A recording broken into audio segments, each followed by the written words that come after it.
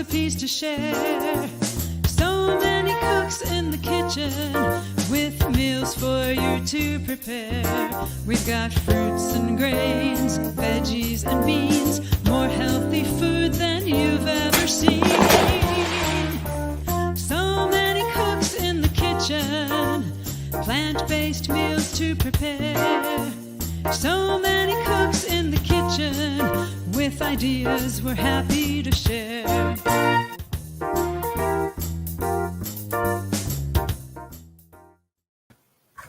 Hello, everybody. I'm Dilip. I'm in Durham, North Carolina, and I'm really glad that you guys have joined us. We are a number of cooks in the kitchen, and in a few minutes we'll tell you what that is. And we're just on for about 10, 15 minutes today to invite you to our show. I can't believe, but this weekend will mark 1 year of this idea, So Many Cooks in the Kitchen, of being around. And we'll tell you what that idea is in just a moment. And we'll tell you more about the show. But let me bring on, there's going to be 4 of us. There's a dozen of us Saturday, but today there's 4 of us. And I want to start by introducing Cody Stubbe. Hello, Cody. Well, hi, Dilip. It's so wonderful to be here. Thank you for inviting me today to do a preview for our 1-year anniversary. And I'm just thrilled that I can't believe the year has just gone by. And it's just been such a joy to get to know each and every one of you and work with you guys on a monthly basis. So thank you for having me. And Mark Cirkvenik in Chicago. Welcome, Mark. Hey, Dilip. How are you today? Hope you're well. Great. Yeah, just thrilled to be here. I just can't believe it's been a year. I know when you proposed this idea, I was like, yeah, it sounded good. I was just kind of getting my shop up and running right at the start of a pandemic. And here we are a year later, and it's just been a lot of fun. Always trying to look at the silver lining and things. And dare I say, if it wasn't for the pandemic, I don't think I would have had this experience of meeting people from all over the country and the world, in fact, and learning so much. I mean, that's the thing about plant-based cooking. I've been an amateur chef cook for almost 30 years, and now I've been professional here for a year, and I'm still learning a lot of things. So just great to be part of this phenomenal group.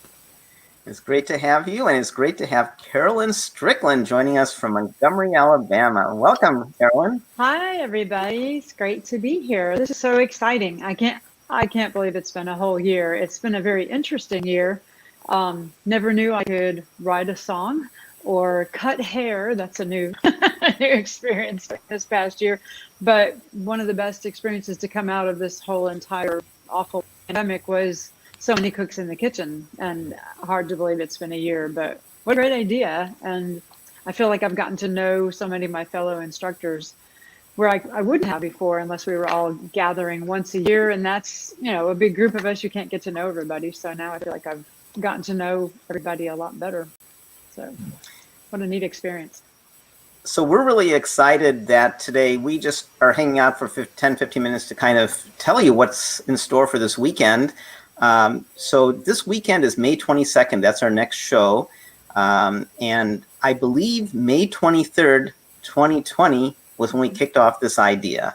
So what we did is, the pandemic has been really, really, really bad and continues to be really bad for many people. And, my heart goes out to people.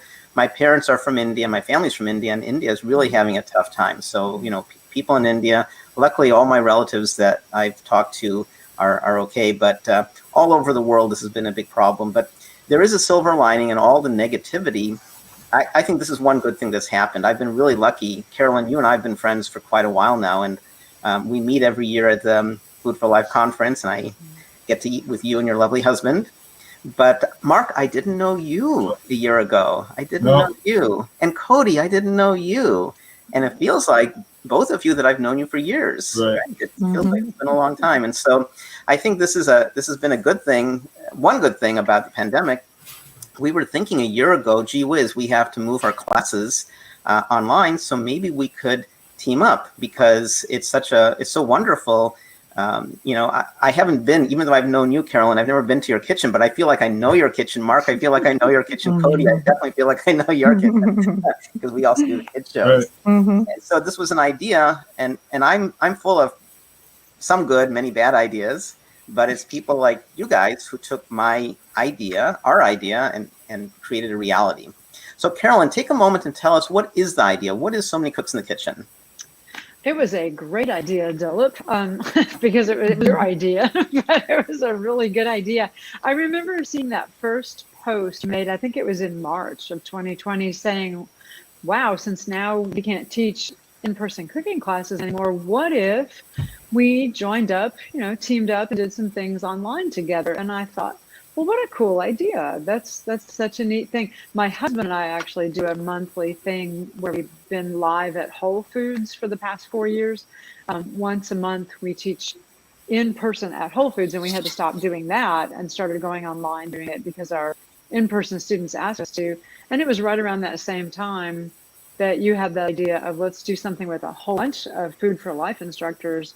Why don't we all get together? And I remember people responding saying, yeah, I'd be interested. And so a whole bunch of people said they wanted to get in on it. And I said, hey, I'll do that. That sounds like fun. Why not? And it just became such a really neat group of people. I think have there been about 30 of us, I think, maybe, who've been involved at one point. There's a few of us who've been on every single show. I know John and Orhun and I have both been on every single episode. It's just worked out in our schedules to be able to do it. So yeah, but it was an idea of taking a whole bunch of Food for Life instructors who we couldn't teach in-person classes anymore, but we all really still wanted to make an impact and help people out with their diets, and doing it together. We started on Zoom. I remember having a bunch of Zoom meetings at the beginning and being up until the wee hours on Zoom meeting with you and trying to figure out, how are we going to do this? And, how do we go from kitchen to kitchen, and working out all those details, I think was, I feel like I've learned a lot about how to do everything online. I know a lot of people feel like that. I'm very familiar with those wee hours. Yes, you were involved in all those wee hours. But yeah, I remember trying to think, well, how you can take Zoom on live on Facebook. I didn't know Zoom could go live on Facebook. Those are all these things we've learned, and how to go from kitchen to kitchen. Can you talk more? What is Food for Life to start with? What is the Food for Life program, and what's it about? Is it a vegan program? Sure. So Food for Life is really about helping people transition to a whole food plant-based diet. So I think a lot of times people kind of confuse the two, or interchange the two of vegan, vegetarian, actually 3: vegan, vegetarian, and whole food plant-based.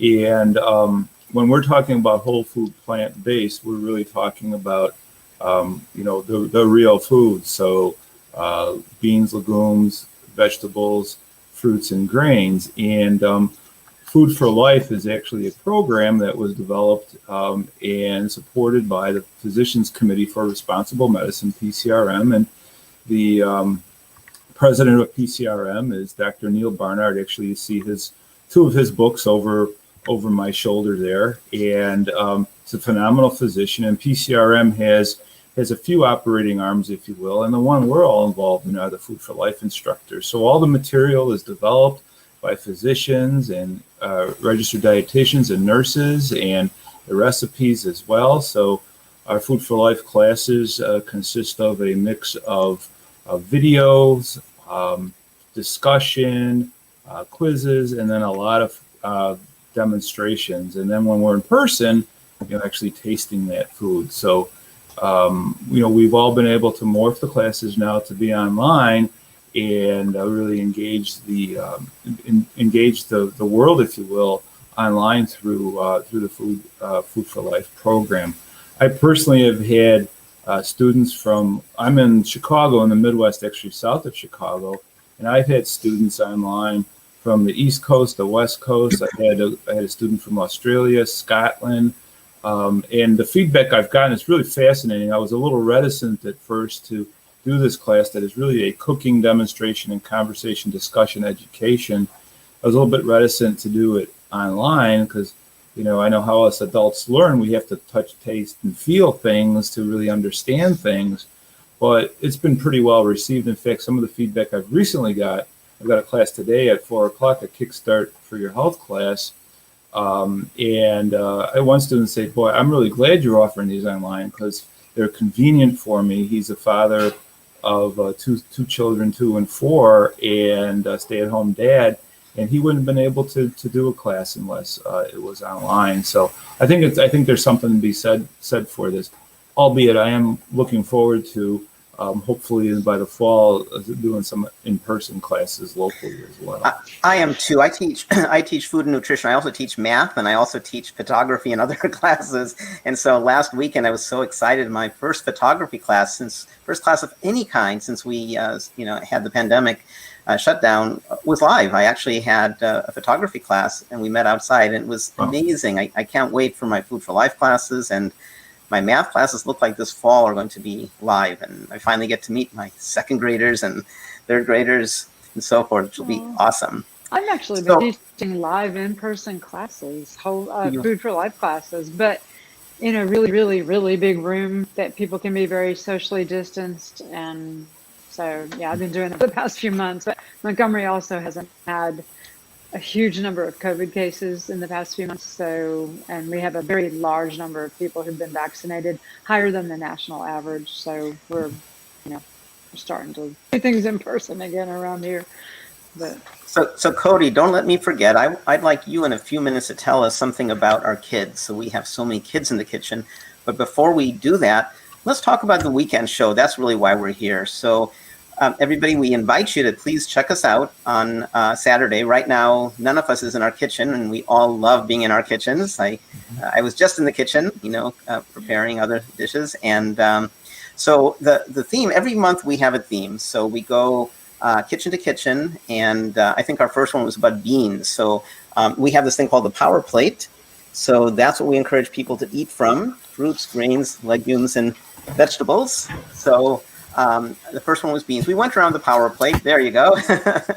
So was beans the first, and did we do vegetables next maybe, and then whole grains and fruits, something like that? I think that's what we did. Mm-hmm. So, we didn't know if this was a one-off or what, and it worked so great. So then we said, let's keep going. And then we did a show on tofu, I think, and there was one on squash. And by the way, these guys, kind of, but not really, with the exception of Cody, and also kind of, but not really, with the exception of Mark, have been in every single show. Definitely Carolyn and I have.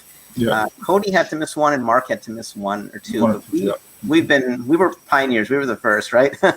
And Cody is really very involved behind the scenes, so she kind of didn't really miss, because I think you might have even helped with that show that you had to miss. I was there to cheer you guys on and watch you guys do your demonstrations, and really enjoyed it. It's kind of fun to see that side of it as well. So. Yeah. So that's what we'll be doing Saturday, and the theme is our first anniversary, because it is our first anniversary. So happy anniversary, all of you guys. It's wonderful to celebrate with you. and so there's no specific theme, but we're making kind of celebratory foods. And I'll start. I have to share with you. I'm a citrus fiend, and I'm going to ask each of us to share what we're making this weekend. I love citrus. If I had a choice of giving up chocolate or citrus, I'd give up chocolate. I just love citrus. And I have discovered 3-4 years ago my favorite citrus, and it's called Triple Cross. And it's huge. I mean, they're not all huge, but this one's pretty big. And this is like perfect. It's juicy. You cut it open and juice drips out. The skin comes off easily, and it's so sweet. And it has just the right amount of tartness. It's like heaven. I just can't eat enough of it. I've been buying cases and cases of it. This past weekend, they still had some, believe it or not. It's late for citrus. Wow. And I bought almost 4 cases. It wasn't all for me, but I bought a lot.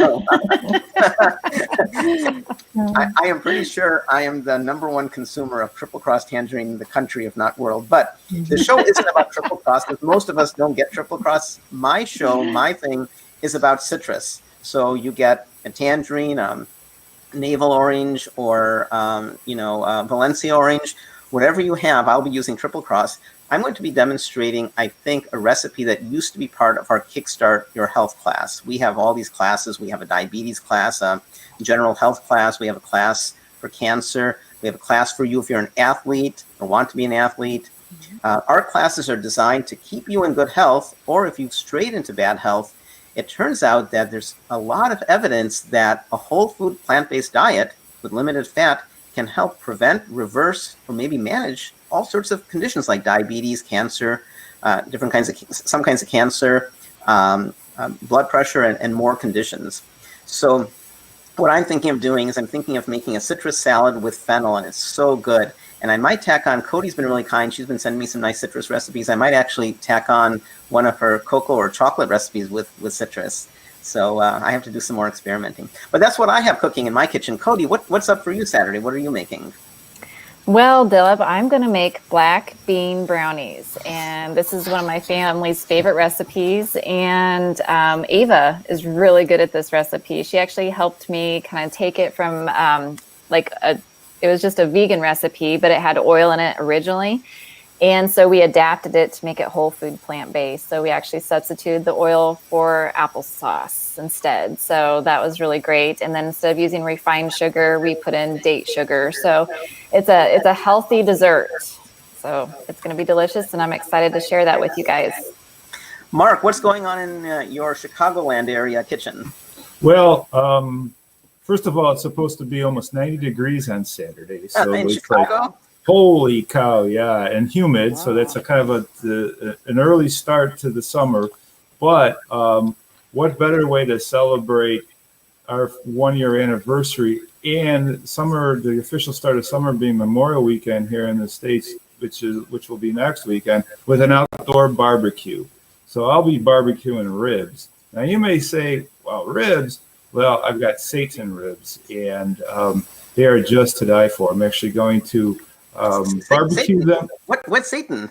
So Satan is a meat substitute, and it's really made from this powder. Why is the name slipping my mind right now? Vital wheat gluten. Thank you. Vital wheat gluten, and I use organic vital wheat gluten.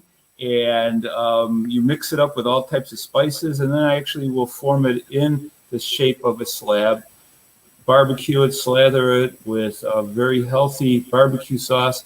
And I'm also going to share a recipe that I've been making for 30 years, totally veganized now, totally no oil. It's a potato and onion grilled dish, and you basically make this beautiful envelope of aluminum foil. You put the potatoes and onions and herbs in there, and you put it right on the grill. So we're going to celebrate not only our 1-year anniversary, but also the start of the summer season. Cool. And not far behind, by the way, I think 2 weeks after is our June show, which we'll talk about in a second.